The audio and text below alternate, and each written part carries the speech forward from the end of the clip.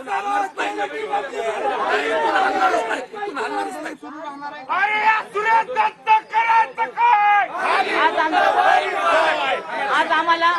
आम्हाला सीएम साहेबांनी किंवा आपल्या बीडचे एसपी साहेबांनी आज आम्हाला इथं येऊन आमचं निवेदन स्वीकारावं आणि आम्हाला एक योग्य तो शब्द द्यावा, आमची एवढी इच्छा आहे.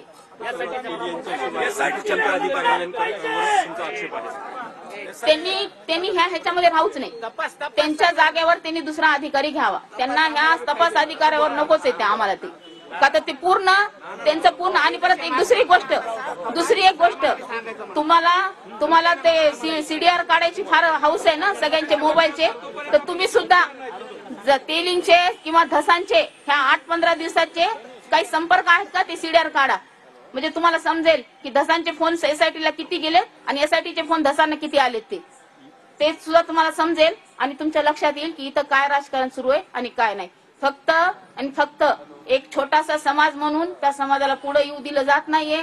त्या समाजाला पूर्ण कथा आपला हा वंजारी समाज फक्त परळी पुरता मर्यादित आहे. आणि त्याला कसा परळीमध्ये दाबायचं, आजूबाजूला पूर्ण मराठा समाज आहे. आणि त्यांनी पूर्णपणे प्लॅनिंग करून पूर्णपणे नियोजन करून माझ्या नवऱ्याला ह्याच्यामध्ये पूर्णपणे अडकवलेलं आहे. माझ्या नवऱ्याला ह्याच्यामध्ये पूर्णपणे अडकवलेलं आहे. आणि त्यांनी त्याच्यामध्ये लक्ष घालून सीएम साहेबांनी लक्ष घालून माझ्या नवऱ्यावर जे काही हे चालू केलेलं ह्या लोकांनी त्यांना संपवण्याचं, त्यांच्या थ्रू आपल्या नेत्यांना संपवण्याचं जे काही षडयंत्र त्यांनी चालू केलंय हे तात्काळ त्यांनी थांबवावं, एवढीच आमची इच्छा आहे. आणि असं विनाकारण कुठल्याही गरीब समाजाला किंवा गरीब लोकांना टार्गेट करून त्यांचं मरण ह्या लोकांनी करू नये. अक्षरशः आज मरण यातना आम्ही महिना झाला आज मरण यातना जोडतोय. आणि दुसरी गोष्ट, ज्या व्यक्तीचा खून झाला त्या व्यक्तीचा आणि माझ्या नवऱ्याचा अर्थार्थी काहीच संबंध नाही. त्यांचा साधी ओळख सुद्धा नाही किंवा त्यांचे फोन कॉल्स नाहीत, काहीच नाहीत. मग कुठल्या संदर्भाने तुम्ही त्या व्यक्तीशी माझ्या नवऱ्याचं मर्डरचं हे जोडताय?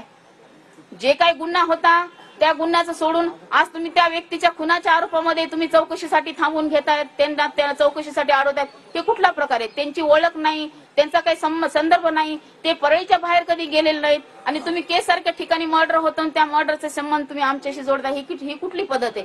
का जोडताय? फक्त सुरेश धसच्या सांगण्यावरून हे केलं जाते. आणि त्याच्या मागे सुरेश धसचं सर्वात मोठं कारण म्हणजे की आमच्या 2 नेत्यांना त्यांना संपवायचंय, आमच्या समाजाला संपवायचंय. हेच फक्त त्याच्या मागचं कारण आहे. हे सीएम साहेबांनी सुद्धा ओळखून घ्यावं. आता त्यांच्याशिवाय तर मी कुणाला दाद मागू शकत नाही. आता जे काही करतील ते आता सीएम साहेबच करतील, व्यवस्थित लक्ष घालतील आणि मला न्याय देतील, एवढीच माझी इच्छा आहे.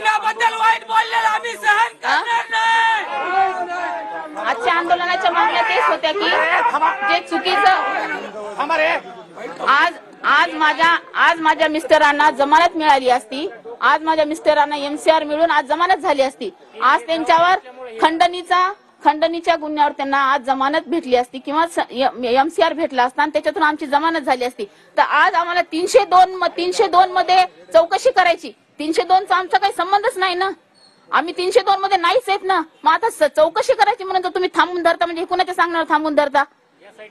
नाहीच आहे ना. मग एसआयटी म्हणते ना आम्हाला 302ची चौकशी करायची. मग तुम्ही 15 दिवस का केली नाही चौकशी? 15 दिवस केली का चौकशी तुम्ही एसआयटीची? आपलं 302ची तुम्हाला आधी चान्स होता ना 15 दिवस चौकशी, त्यावेळेला तुम्ही काहीच केलं नाही. आम्ही 302 मध्ये नाहीच आहेत ना.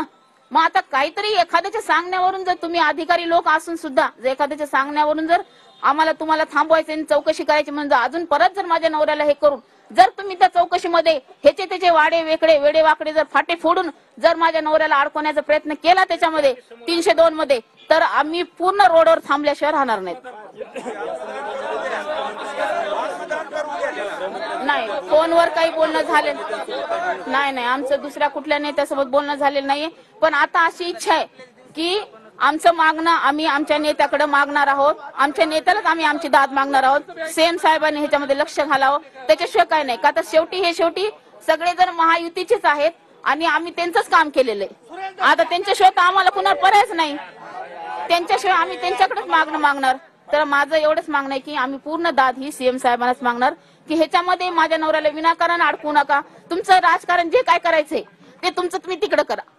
आम्हाला त्या राजकारण काही घेणं देणं नाही किंवा काय नाही. माझा नवरा हा प्रामाणिकपणे तुमच्या युतीमध्ये असल्यामुळे सगळ्यांचं त्यांनी प्रामाणिकपणे काम केलेलं आहे. आता तुमच्या राजकारणासाठी तुम्ही माझ्या नवऱ्याचं बळी ह्याच्यामध्ये घेऊ नका. तुम्हाला काय करायचंय ते राजकारण तुम्ही तुमचं तिकडे मुंबईमध्ये बसून करा, नाही तर तिकडे त्या केसमध्ये बसून करा, पण माझ्या नवऱ्याचा ह्याच्याशी काही संबंध नाहीये.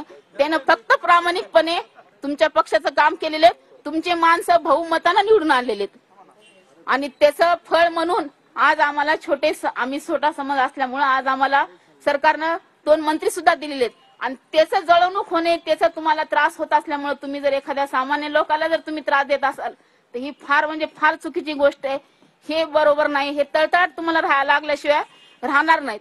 तुम्ही दुसऱ्याला म्हणता का माती करतो म्हणून, पण तुमची सुद्धा माती झाल्याशिवाय राहणार नाही. तुम्हाला जे काही तपास करायचे ते तुम्ही तपास करा. तुमची माती तेच की तुमची माती झाली, तुम्हाला काही सापडतच नव्हतं म्हणून तुम्ही तुमचे पाहुणे नातलग आणून बसवले.